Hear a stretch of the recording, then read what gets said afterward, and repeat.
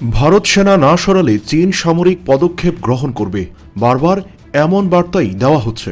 কখনো চীনা পররাষ্ট্র মন্ত্রণালয়, কখনো প্রতিরক্ষা মন্ত্রণালয়, কখনো চীনের কমিউনিস্ট পার্টি নিয়ন্ত্রিত সংবাদ মাধ্যমে হুমকি আসছে নানা পথ ধরে। এক মাসেরও বেশি সময় ধরে সীমান্তে অচলাবস্থা, সংকট ক্রমশ জটিল হচ্ছে।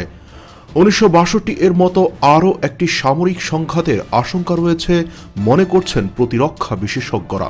চীনের মুখপাত্ররা ভারতকে 1962 যুদ্ধের কথা মনে করিয়ে দিতেও চেয়েছেন। ভারতীয় প্রতিরক্ষা মন্ত্রী অরুণ জেটলির জবাব, 1962 ভারতের সঙ্গে 2017 ভারতকে গুলিয়ে ফেললে চীন ভুল করবে। যদি শেষ পর্যন্ত সত্যি শুরু হয় চীন ভারত যুদ্ধ, তাহলে ফল কি হতে পারে? সৈন্য সংখ্যা আর অস্ত্রশস্ত্রের বহরই যে সবসময় যুদ্ধের ফলাফল নির্ধারণ করে তা কিন্তু নয়। রণকৌশল, ভৌগোলিক অবস্থা, পরিবেশগত বিষয়, আন্তর্জাতিক সমীকরণ, এমন অনেক কিছুই যুদ্ধের ভবিষ্যৎ নির্ধারণে অত্যন্ত গুরুত্বপূর্ণ হয়ে ওঠে। কিন্তু পর্যাপ্ত সামরিক ক্ষমতাও খুব জরুরি। এই মুহূর্তে চীনা বাহিনীর মুখোমুখি হতে কতটা প্রস্তুত ভারতীয় সেনা, দেখে নিন এক ঝলকে।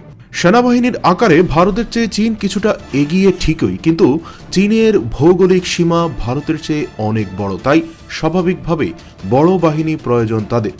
গ্লোবাল ফায়ার পাওয়ার ইন্ডেক্স বা জিএফপি সূচিতে কিন্তু চীন এবং ভারত পাশাপাশি রয়েছে। কোনো দেশের একক সামরিক ক্ষমতার তারিখে ওই সূচিতে আমেরিকা রয়েছে প্রথম স্থানে, দ্বিতীয় স্থানে রাশিয়া, 3-এ চীন আর 4-এই রয়েছে ভারত। চীনের চেয়ে ভারতের ট্যাঙ্কের সংখ্যা কিছু কম ঠিকই, কিন্তু আর্মার্ড ফাইটিং ভেহিকল বা সজোয়া গাড়ির সংখ্যায় ভারত অনেকটা এগিয়ে।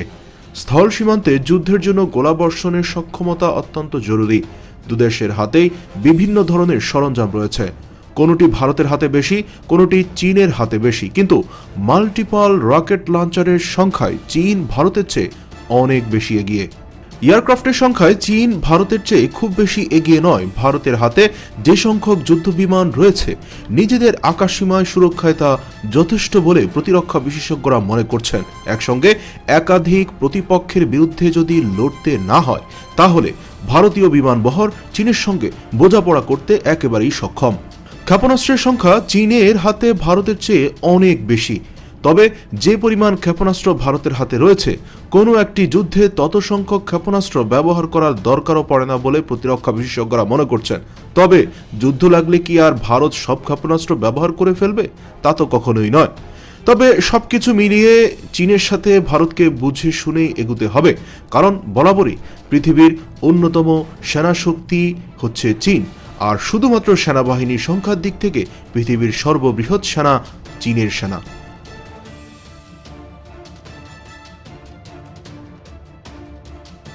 এসকে টিভির সকল আপডেট পেতে এখনই সাবস্ক্রাইব করে আমাদের সঙ্গেই থাকুন।